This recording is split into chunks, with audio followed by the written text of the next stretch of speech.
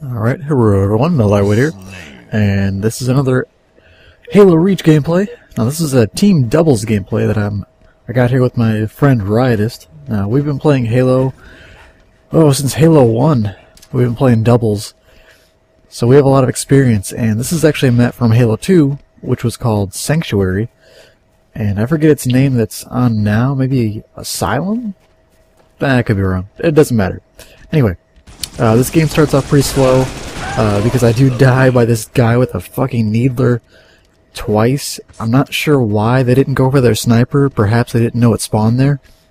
But on this map, if you're playing against any sort of organized team, they will pick up that power weapon immediately, because it's very, very important to have any power weapon on the map in your control at all times. There are two snipers on this map, one on each side, so it's a very balanced and symmetrical map, which is probably why I like it the most. Now, I'm actually using the hologram armor ability, and I have seen some people say that it's not very useful, but as you'll see in this gameplay, it does have its uses, and I think it's very underrated. So we'll get to that once I use it a little more effectively.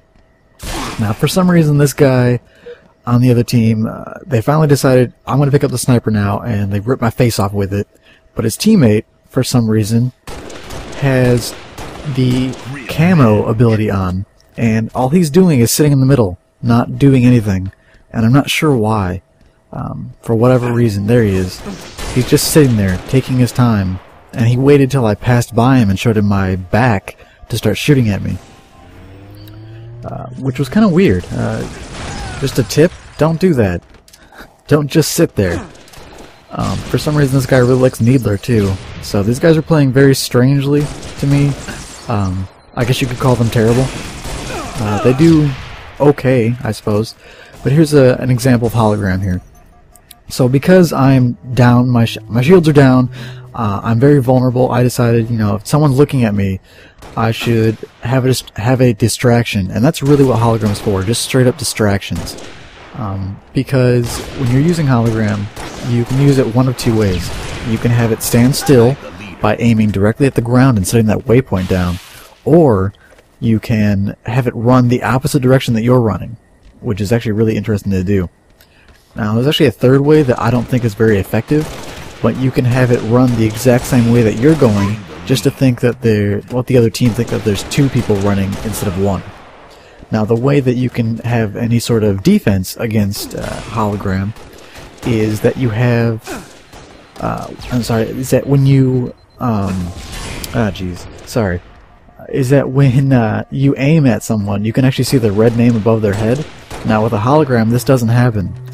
So it's really easy to quickly pick out what's a hologram and what's not. Now, as the game progresses and you guys get more time in playing, you will have an easier time recognizing what's a hologram and what's not. Because in a lot of videos that I watch from different people that I'm subscribed to, like Tabe or Wings of Redemption, these guys, they don't seem like they have a lot of Halo experience. I'm not insulting them in any way, because they are definitely, they're cool guys. They just need more time to play Halo. And it seems that when I watch their gameplays, they haven't been, understanding that it's a hologram that they're shooting at immediately. They'll take a few shots, and then they'll take a few more shots, and then they'll finally realize, hey, wait, this guy is flickering when I shoot him. So that's kind of interesting to see. So, as you can see here, this guy has invis on, but he decided, I'm going to pick up a plasma pistol. I don't think he understood that that doesn't become invisible as well. So that's a big tip for invis. If you're going to use it, you need to not have anything that's going to make you stick out like a plasma pistol. That's definitely a big no-no, because yeah, it makes your armor ability completely useless. Now look how slow I'm shooting at that DMR as well. Slow shots with the DMR are incredibly important, and you're going to hear this tip from any Halo commentator that's going to be playing and showing you his gameplay with the DMR or needle rifle. Because shooting slowly, you can have controlled shots. It is a difficult weapon to get used to if you're used to using a BR in Halo 1 or Halo 2. I'm sorry, Halo 2 or Halo 3. Because there really aren't any single-shot weapons except for the sniper in Halo. So it's definitely something that I'm still getting used to myself, so don't get discouraged if you're having a hard time with Halo Reach, because it is difficult to get used to. So try not to get too frustrated. Now here we're team shotting this guy pretty effectively, and he went down really quick. Now this is an example of when to stay back, because that turret that you can pick up is incredibly powerful in Halo Reach. It was fairly powerful on Halo 3, you could do the same thing, but nowhere near the same extent. It's very powerful in Halo Reach.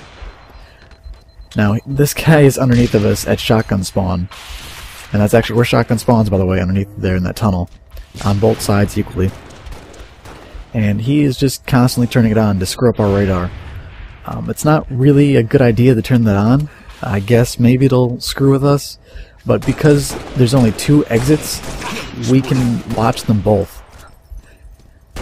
So I don't know why he decided to keep on spamming that armor ability. Not really the smartest thing to do. Oh, excuse me. Alright, so typically on this map, when you're on one side of the base, one side of the map towards your base, they're going to spawn the other side, typically. Now that doesn't always happen. Halo Reach is having issues with spawning, I feel, and I think many of you would agree with me, in the sense that the spawns sometimes just don't make sense at all. I'm not sure why. But whatever, you know, that's something that you just have to get used to. Hopefully they will patch it. And again, they aren't picking up their sniper. I'm not sure why they're just avoiding that power weapon. Never ever avoid a power weapon. Now, if you have 2 power weapons, make sure that you communicate with your team and share the information that you have. Because information is key in Halo. Because, especially in Halo Reach, you can't play as a one-man team. You need teammates to help you and do call-outs and weaken players. Because you're not going to be able to 5-shot 3 guys in a row with a DMR or needle rifle. It's just not going to happen. Because of how difficult the DMR is to use. I'm sure that once some pro players or players who are much better than I am start picking up this game, they're going to be like, oh man, I can do this all day, and just be completely dominating in the game.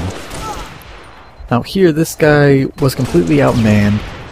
He went through shotgun side after knowing that his teammate died, and for some reason decided, hey, I'm going to charge out and try and take on 2 guys by myself. What he should have done was just hung back, crouched, and he would have had an advantage of maybe over one of us instead of both of us. So we'll see. Now, this is actually an average gameplay. My last SWAT gameplay that I posted, some of you were asking, you know, post average gameplay. I think it'd be more effective than watching your best gameplay. Now, this is actually an average gameplay for me. My friends and I, we have not played doubles too much. But typically in my Halo Reach games, I will go, you know, +8, +5. It's very rare that I would go negative. Typically if I'm going negative, it's because it's a SWAT game and they're just not moving at all, and I'm just having a rough time playing. But typically I do fairly well. So average gameplay, it might be a little bit better than what normal players, or players that come from Call of Duty would consider their norm. So hopefully that kind of gameplay will help you guys out. Now I am actually thinking of doing more in-depth gameplay towards one specific part of Reach. Now the first one that I want to start out with is doing radar reading. Now if you watched a few seconds ago there, if you didn't click the video off already, there was a guy behind me coming up on the radar, and I noticed this, and I sniped him once and did the beatdown. Now that's strictly because I watched the radar and knew the map. That's one of my first episodes, I think, of this series. I don't know what I'm going to call it, because I know, like, CNanners, he has this whole control room thing, and I really like that idea. So I'm thinking about doing something like that for Halo Reach, because there's a lot of things that you can cover individually in terms of radar, map knowledge, movement, armor abilities, grenade points, and knowing what armor abilities to use on what maps, and the health locations, which is actually really important that I don't think anyone's really gone over yet. The last thing I want to talk about in that series would be sound, because not many people, I think, use sound in Halo. for whatever reason. Because people tend to sound whore in Call of Duty, and that term got really popular. But it seems that sound is just as effective in Reach, because when you sprint, you sound like some pedophile mugger, and you're just breathing incredibly heavily. Now here, this game is going to come to a close here. It only goes to 25 kills in team doubles. It used to go to 30, I believe. So thanks for watching, guys. Let me know if you like this kind of gameplay. Peace out. Really appreciate you guys watching.